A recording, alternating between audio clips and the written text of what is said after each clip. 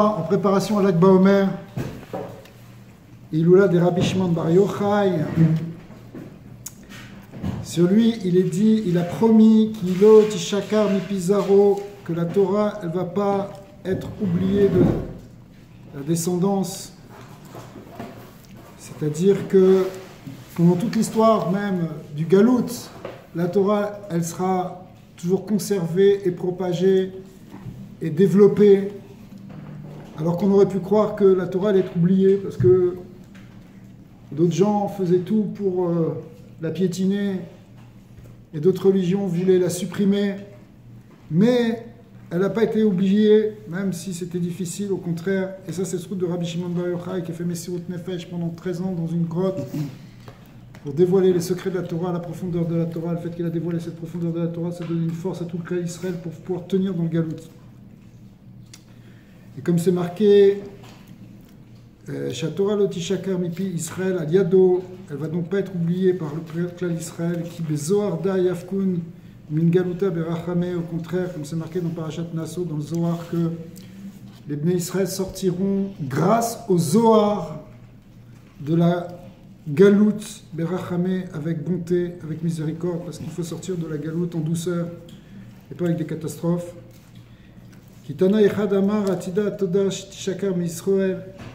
Il y a un Tana qui dit dans la Gemara que, dans Shabbat, qui dit que Atida, dans le futur, donc un Tana c'était il y a 2000 ans, il avait prédit que la Torah serait dans le futur oubliée par Israël, mais Rabbi Shimon Bar Yochai était en désaccord et Amar chez le Tishakar Vechoulé. Elle ne sera pas oubliée. Kemo Shamru Rabotenu Zal. Ou Behemet, Elu ve'elu divrei Elokim Chaim, ou Shneyem emet al piana.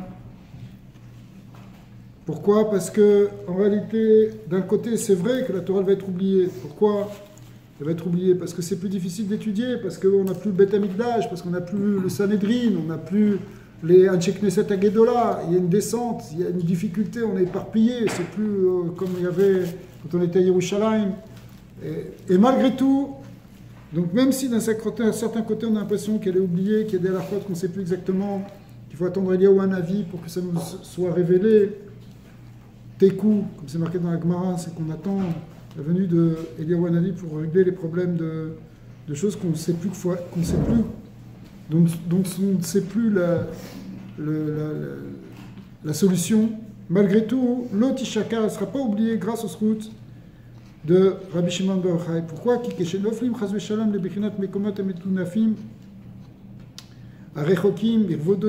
Parce que même si on est tombé dans des lieux qui sont très éloignés apparemment d'Hachem et qu'on se retrouve dans le clan d'Israël s'est retrouvé dans des endroits impurs ou que quelqu'un, même individuellement, il s'est retrouvé dans une situation de galoute intérieure où il se retrouve dans une forme de Touma et très éloigné d'Hachem apparemment, Zebechinat Shichat Torah, qui ressemble à l'oubli de la Torah chez Vodo d'Al-Kanal, qui correspond en fait à la perte de la conscience du kavod d'Hachem qui est dans ce monde, parce que c'est par la Torah qu'on prend conscience que la gloire de Dieu qui remplit toute la terre. Et si on oublie ça et qu'on rentre dans un endroit et dans une conscience qui est complètement profane et on ne voit plus l'idée de Torah et que tout ça a l'air d'avoir complètement disparu, en réalité, Avaf al-Piken,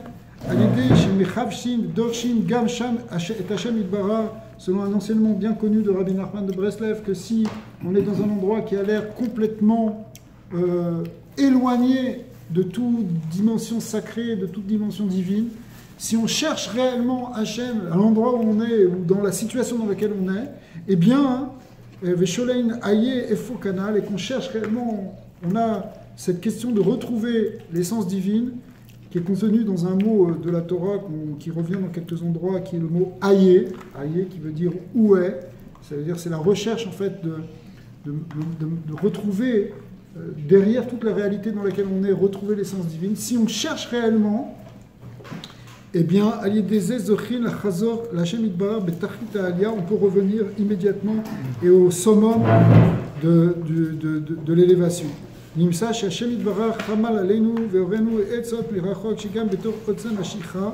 Et donc ça veut dire que même si on est tombé dans le monde de l'oubli, qui est le monde de la galoute, et Kadosh Baruch Hu nous a donné des techniques et des conseils pour pouvoir revenir. Afal piken al yedé ashicha be'atzmo shi bechinataye she'en yodi in me'atoyo vodaklal. Et au contraire même, c'est dans le fait qu'on est dans cet oubli, qu'on ne sait plus où est la Torah. On ne sait plus rien. Des fois, tu prends quelqu'un, il ne sait pas du tout, il a aucune connexion. Mais malgré tout, ça peut être pris comme un avantage. C'est-à-dire de la situation la plus basse dans laquelle tu es, où tu n'as plus justement, où tu es rentré dans l'oubli. Vous vous souvenez que la notion de galoute, c'est la notion d'oubli, de perte de conscience. On a vu ça dans Pessah, on a vu ça plusieurs fois, que l'exil, c'est un exil de la conscience et de la conscience d'Hachem dans ce monde. Mais de là-bas, c'est là-bas qu'on peut trouver, on peut rebondir à partir d'un sursaut de notre Neshama qui dit c'est pas possible. Je veux, dans la situation là, je connais rien, je sais pas où je suis, je comprends rien, mais je veux chercher Hachem et je vais le trouver. Et ça, en quelque sorte, c'est, on va voir, c'est lié avec Rabbi Shimon Bar Yochai. She'en yodim me'atorah uvodaklal. Kafal piken al yedeze be'atzmo yichun lachazor l'Hashem itbarach. Grâce à ça, si on prend cette force-là, on peut retrouver Hachem à l'idée avec Hachem et Chipush et Vat Kenan. Vekol ze bekoar usrut torato shel Rabbi Shimon Bar Yochai chez Gila Sitre Torah. Et Rabbi Nathan explique ici que ça c'est le srout de Rabbi Shimon Bar Yochai. Pourquoi? Parce que son mérite qui vient du fait qu'il a dévoilé les secrets profonds de la Torah. Parce que les mystères de la Torah, les secrets, les sodot, c'est lié avec ce qu'on appelle le Mahamar Satum. C'est quoi le Mahamar Satum? Il est écrit au début de ce qu'on appelle le Maaseh Bereshit, l'œuvre de la création, donc au début de la Genèse, que Bereshit bara Elokim et Hashem et Haaretz, et la Mishnah nous dit, et la Gemara nous dit que Be'asara Mahamarot Nivra Olam, que le monde a été créé par 10 paroles, mais si on compte le nombre de paroles de Vayomer Elohim, on n'en compte que 9. Et la réponse, c'est que le mot Bereshit, qui est le premier mot donc du Maaseh Bereshit, bien que ça n'a pas l'air d'être une parole, on n'a pas l'impression que Dieu a dit qu'il soit quelque chose, Dieu a dit qu'il soit le commencement.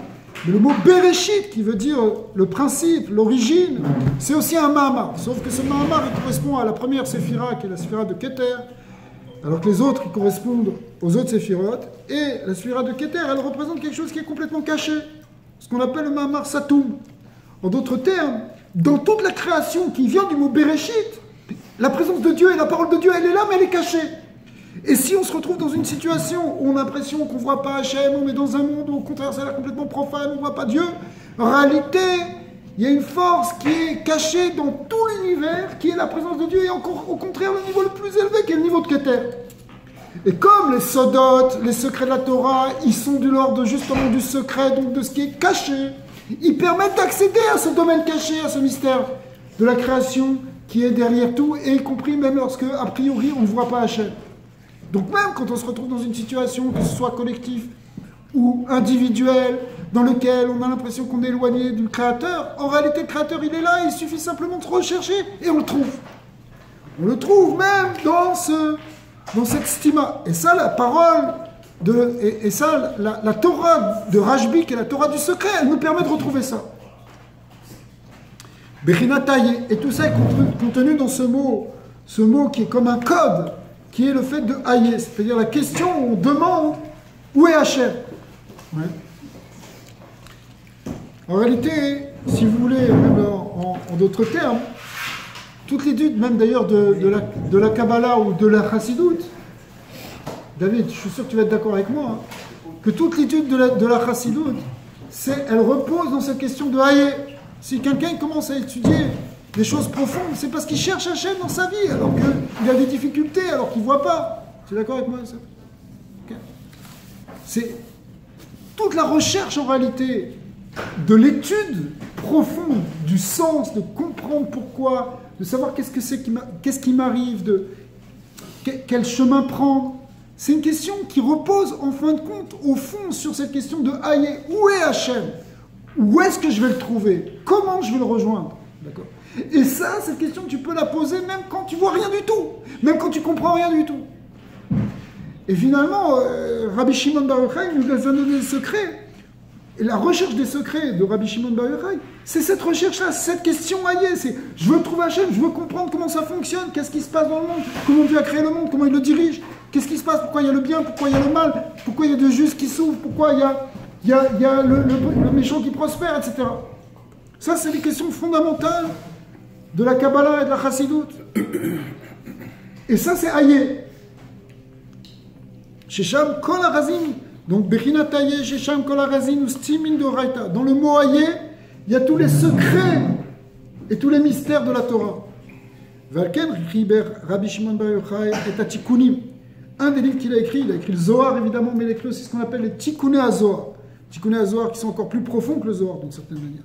Sheu Shivim Anpin Al Tevat Bereshit. Et quoi? C'est quoi le Tikkuné HaZohar? C'est 70 textes, 70 arrangements, littéralement, sur le premier verset, et en particulier sur le premier mot, sur le mot Bereshit.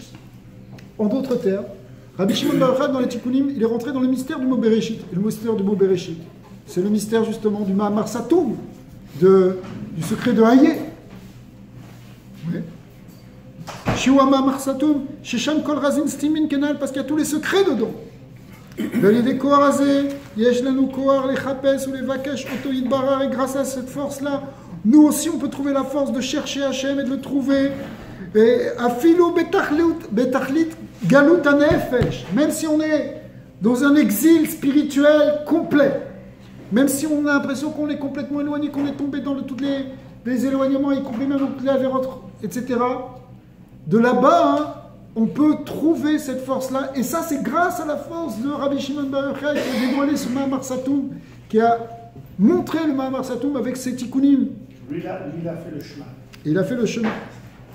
Afilou im nitraraku birkvodo meod, même si on s'est complètement éloigné d'Hachem. Qui yecholim le chapes aye, on peut chercher ce mot aye, cette quête, on peut retrouver cette quête, vechoulé. Achizochim la alot betachlit alia kenal, et ça ne va pas s'arrêter là, c'est qu'on va pouvoir monter au plus haut niveau à partir de là. C'est que, on voit que dans les tikkunim du Harizal, que l'Harizal il a donné des tikkunim très profonds de Kabbalah à des gens qui avaient fait des fautes très graves.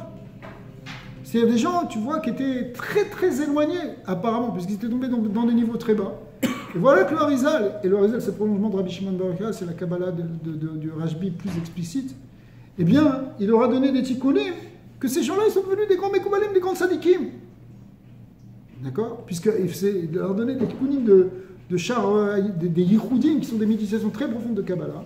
Et on voit que c'est des gens qui étaient partis de très loin, mais ils sont arrivés au Tachlit Alia, au sommet de l'élévation. C'est pour ça qu'il ne faut pas être métiage et dire ouais, mais moi où je suis, qui je suis, qui je couche.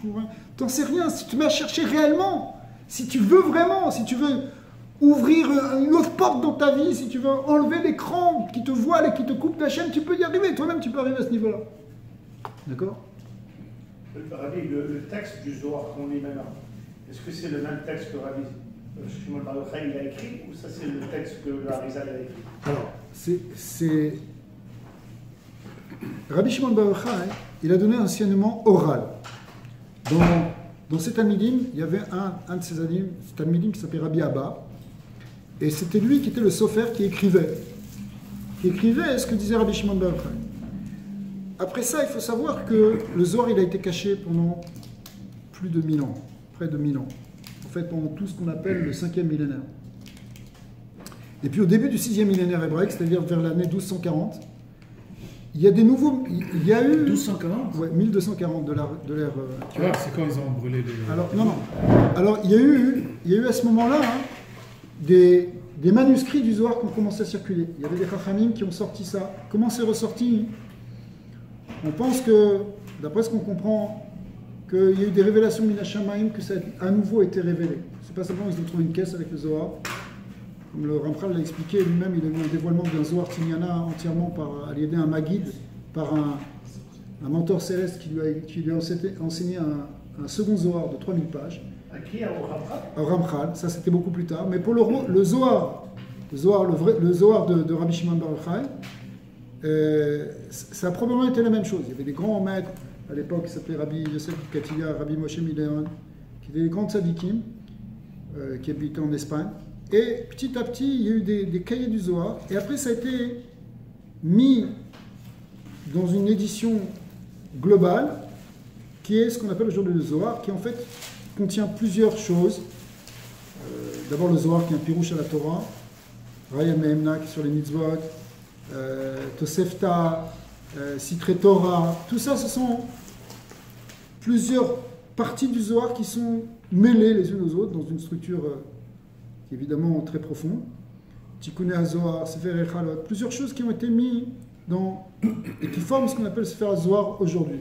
Le Harizal, lui, il est venu plus tard, lui au XVIe siècle, donc à peu près 300 ans après ça, et il a dévoilé l'explication la plus profonde du Zohar. Il y avait déjà eu des commentaires avant lui, de certains Rishonim, et surtout le fameux pirouche du Ramak, Rabbi Moshe Cordovero, qui était juste celui qui a précédé le Harizal à Tzfat, comme le Rosh HaMekoubalim.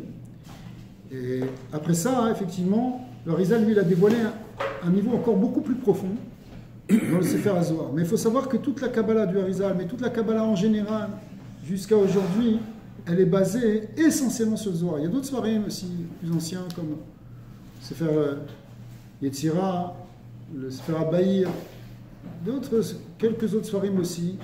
Mais à Ikar, l'essentiel, c'est le Sefer HaZohar. Et Rabbi Shimon Bar Yochai, il a eu la force d'expliquer en long et en large pratiquement tous les sujets, toutes les mitzvot, tous les secrets de la création, tous les secrets de la Merkava. Tout ça est contenu dans le Sefer HaZohar.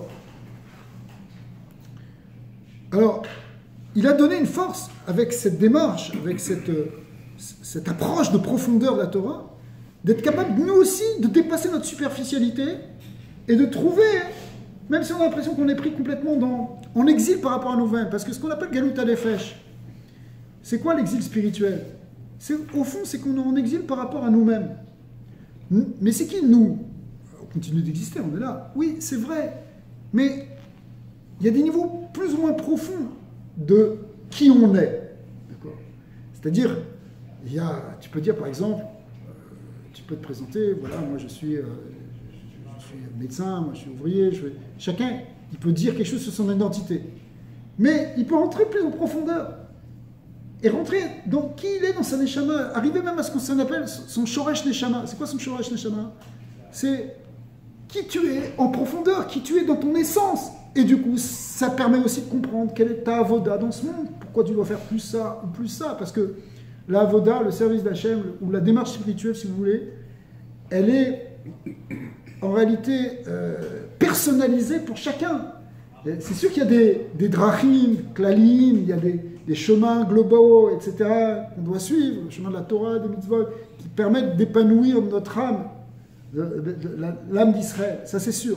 Mais après ça, il y a des pratiques, il y a des courants, et même dans les courants, il y a chacun qui va avoir une avoda particulière, il n'y a pas deux personnes qui ont exactement le même service. Pourquoi? Parce que la profondeur du service, elle dépend de la profondeur de sa neshama.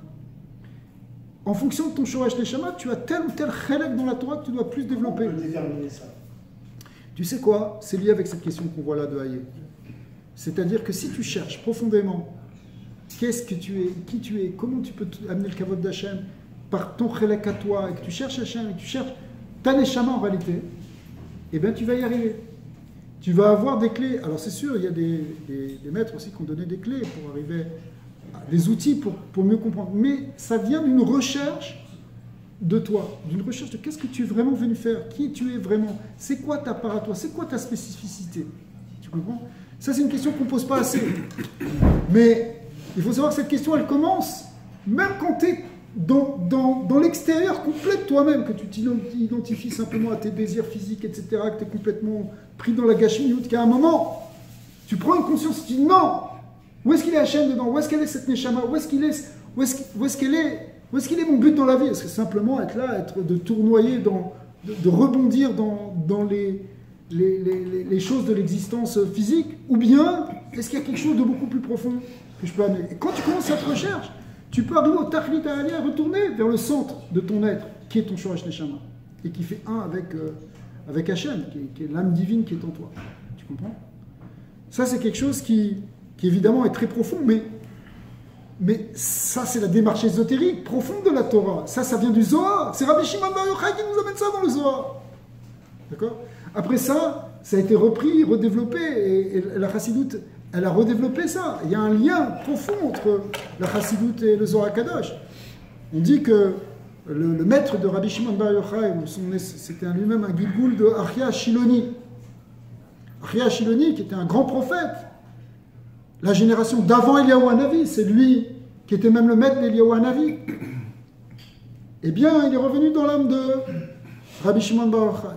Et on dit sur le Baal Shem Tov que pendant 10 ans, vous savez que pendant 10 ans, avant qu'il soit connu, il s'isolait tous les jours, il partait dans une forêt, là-bas il y avait une grotte, et il y avait un vieillard qui venait le voir, et qui lui enseignait les mystères de la Torah. C'est là comme ça qu'il a appris tous les secrets. Et c'est qui ce vieillard? C'était Achia Shiloni qui revenait, sous forme d'un vieillard. Donc le shoresh de la Torah du Zohar, de Rabbi Shimon Bar Yochai, et la shoresh de la Torah de Rabbi Israël Baal Shem Tov, c'est la même. Ça vient de ce secret qu'on appelle Achia Shiloni, qui était le maître d'Eliyahu Hanavi. Et pas seulement ça, hein. Si on prend le Otiot, Rabbi Shimon Bar Yochai, ça fait Rashbi. Mais si on prend le Otiot de Israël Baal Shem Tov, Rabbi Israël Baal Shem Tov, ça fait aussi Rashbi. Ouais. C'est le même Shoresh. On voit même sur aussi... le Harizal, il s'appelait aussi Rabbi Yitzhak ben Shlomo, Otiot Rashbi. D'accord. Eh oui. C'est le même Shoresh, tout ça. Rabbi Nachman, au début du Likutei Moharan, en introduction, il fait un lien, justement, il parle sur cette notion que de Rabbi Shimon Bar Yochai, que la Torah ne va pas être oubliée. Et là-bas, c'est un petit texte qui est très intéressant à faire. On voit le lien profond qu'il y a entre la Neshama et entre la Torah de Rabbi Shimon Bar Yochai et la Torah de Rabbi Nachman. D'accord? Et Rabbi Nachman, il a poussé très très loin, en fin de compte, des enseignements de Rabbi Shimon Bar Yochai. C'est beaucoup basé sur Zohar, sur Tikkuné Zohar, Beika. Évidemment, il ramène tous les chazal et tous les textes. Mais on voit que Ikar, c'est où il va puiser sa source, c'est dans Zohar et dans Tikkuné Zohar. Et il a amené quelque chose, un nouveau dévoilement, justement, dans la pnimiut de la Torah, à partir du Zohar. C'est une prolongation et c'est un dévoilement de quelque chose peut-être encore plus profond, qui était là, qui était caché dedans, mais il est allé le sortir dedans. C'est ça, la force et du Baal Shem Tov et de Rabbeinu. C'est quoi? C'est d'avoir amené cette pnimiut de la pnimiut. C'est pour ça que la Chassidoute, elle s'appelle pas simplement le Sod, mais elle s'appelle Razad et Razin. C'est le Sod du Sod. Parce que même dans le Sod, il y a le secret du secret. Il y a la superficialité du secret. Il y a la profondeur du secret. Et la Chassidoute, en fait, c'est un dévoilement de ce qu'on appelle Razad et Razin. Les 4 niveaux d'interprétation de la Torah qui sont Pshat, Remesh, Drash, Sod sont liés aux 4 lettres du Shem Yud Kei Vav Kei. Le Pshat, qui est le niveau le premier d'explication littérale, ça correspond au dernier et du tétragramme, on va du bas vers le haut. Ensuite, le Remez, l'allusion, c'est le Vav. Ensuite, le Drash, c'est l'explication déjà plus détaillée et plus interprétative. C'est quoi? C'est le E. Ensuite, le Sod, le secret, c'est le Yud du Shem Yud Kei Vav Kei. Mais c'est quoi Razad et Razin, le secret qui vient de la Chassidoute? C'est le Kotso Shel Yud, c'est la pointe supérieure du Yud. La pointe supérieure du Yud, c'est la profondeur du Yud, c'est le Sod du Yud, c'est-à-dire c'est le Sod du Sod. Et ça, c'est l'union de Chassidoute. Mais ça a commencé avec Rashbi. Et en réalité, Rashbi, déjà, il avait ça en lui, mais il a dévoilé ce qu'il a dévoilé. Il a laissé aux autres dévoiler quelque chose qui est encore le secret du secret. Donc quand on arrive à l'Akba Omer, c'est un moment où il faut se réjouir. Vous savez que c'est ramené dans Shara Kavanot, que Rab Chaim Vital, il ramène que le Harizal, il allait tout le temps à la Iloula de Rabbi Shimon Bar Yochai, quand il était en Eretz Israël, il allait à Méron. Il restait plusieurs jours là-bas, il était Bessimra, le soir de l'Akba Omer, il dansait toute la nuit. Et une fois, il y avait une année, il y avait un de ses Talmidim, qui était un très grand Mekoubal, qui s'appelait Rabbi Avraham Alevi. Un des Talmidés dignes du Harizal. Et Rabbi Avraham Alevi, lui, il avait une particularité, c'est qu'il faisait la tefila de Nachem dans chaque Amida toute l'année. C'est quoi Nachem? Normalement, c'est Nachem, les Evlet Sion, c'est l'idée de consoler les endeuillés de Sion. Qu'on fait, c'est une prière qui est tellement de consolation, de deuil, qu'on l'a fait que à Tisha B'Av. Mais lui, il avait le minaï de le faire dans chaque Amida, il rajoutait ça dans Bonnet Yerushalayim de Nachem. Et le Harizal a expliqué d'ailleurs que sa Neshama, il était le Gilgoul de Yirmiyahu Hanavi, du prophète Jérémie, qui avait prophétisé sur la destruction du temple et qui a tellement pleuré là-dessus, toutes les lamentations. Le Echa, c'est le livre de Echa, la Megillat Echa, c'est Yirmiyahu Hanavi, c'est Jérémie qui l'a écrit. D'accord. Et alors, comme il avait ce shoresh, il était sensible tellement à la destruction du Beth Amikdash qu'il faisait toujours Nachem dans Bonnet Yerushalayim, dans la Hamida. Sauf que quoi, hein? Sauf que à la fin de la Hamida, il était à Méron, il a fait ça. À la fin de la Hamida, le Harizal lui a dit, je viens d'avoir... Il y a Rabbi Shimon Bar Yochai qui vient de se dévoiler à moi. C'était à la Meharat de Rashbi, donc c'est pas étonnant. Et il m'a dit, puisque lui, celui-là, c'est-à-dire en désignant Abraham, Rabbi Abraham Avlevi, il se lamente pendant ma simcha, alors il va aussi se lamenter pour quelque chose dans cette année. Et il n'a pas fallu un mois qu'il est arrivé un malheur, je ne peux pas parler. De là, on voit, Rabbi Shimon Bar Yochai, il a dit lui-même qu'on doit être besimcha dans sa iloula. C'est lui-même qui a dit ça. Il faut, à la fin du Zohar, dans le Drazuta, là-bas, il dit que ça va être un jour de chedva, de joie, et que tout le monde devra se réjouir. Et d'ailleurs, c'est le seul jour réellement, la seule iloula qui, dans le Shulchan Aruch de Rabbi Yosef Karo, dans le Shulchan Aruch, en tout cas pour les Sfaradim, qui est le jour où on ne fait pas Tachanoun dans toute l'année. Pourquoi? Parce que c'est la iloula du Sroud de Rabbi Shimon Bar Yochai. Bien sûr aussi, c'est parce que c'est le moment où les talmidim de Rabbi Akiva ont arrêté, l'Exera s'est arrêté à ce moment-là, mais le Tam, c'est parce que Beikar, c'est parce que c'est les lois de Rashbi. Et donc, si c'est ça, c'est la force, parce que Rabbi Shimon, parce que normalement, c'est pas évident qu'on fasse une iloula, il y a un lien de Ta'anit pour la mitad de Tzadikim, mais malgré tout, Rabbi Shimon Bar Yochai a été mis à faire ça, au contraire, à partir de lui, ça a pris une autre direction. Chez d'autres Hasidim, il y a des gens, ils font pas Tachanoun pour plein de raisons. Mais ici, chez Rabbi Shimon Bar Yochai, c'est le Ikar.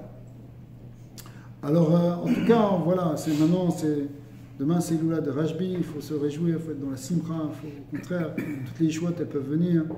C'est un moment où le Rabbi, par exemple, le Rabbi Lubavitch, il donnait des brachot pour être poket à carotte, pour des gens qui n'arrivaient pas à avoir d'enfants. Ils allaient voir le Rabbi Lubavitch à Lag Baomer, mais en réalité c'était déjà vrai à l'époque aussi du Rabbi Shimon Bar Yochai, mais ils allaient voir d'autres tzadikim et ils étaient répondus dans l'année. On a des dizaines et dizaines de cas. D'ailleurs, les gens qui venaient voir, demander des brachot, c'était des gens à Lag Baomer. Le Rabbi il avait une grande avoda, mais il recevait ces gens-là et il leur donnait des brachot. Et ça veut dire quoi? C'est très profond parce que c'est une des choses les plus difficiles. Parce que le lien de Banim, c'est la clé des enfants, c'est une clé qui normalement est donnée, qui n'est pas donnée. C'est simplement à Kadosh Baruch Hu qui décide qui va avoir un enfant, qui ne va pas avoir un enfant. Mais Rabbi Shimon Bar Yochai, il a réussi à avoir aussi cette clé. Et il peut y avoir des tzadikim qui sont tellement mékouchars à Rabbi Shimon Bar Yochai qu'eux-mêmes ils possèdent aussi cette clé qui peuvent être pocket à carole, c'est-à-dire transformer une situation complètement fermée où quelqu'un ne peut pas avoir d'enfant, c'est-à-dire pas avoir de futur, pas avoir de... La porte elle est fermée et la transformer en ouverte. Donc c'est l'abdafka pour ce inyan-là, c'est vrai pour tous les inyanim là où c'est bloqué et ça peut s'ouvrir, à Bezat Hashem, tout va s'ouvrir pour tout le monde. À Rabbi Shimon Bar Yochai, il faut se réjouir de la Baomer, il faut faire une seuda, il faut danser, il faut chanter, il faut allumer des bougies, il faut danser pour la simcha de Lag Baomer. Au contraire, ça amène tous les chouot, tous les pas qu'on va faire, tous les sauts qu'on va chanter. Ça va casser toutes les clipotes, ça va annuler tous les décrets et repousser tous nos ennemis pour amener la Géoula Shlema avec ma chère Tzidkenu. Amen. Amen.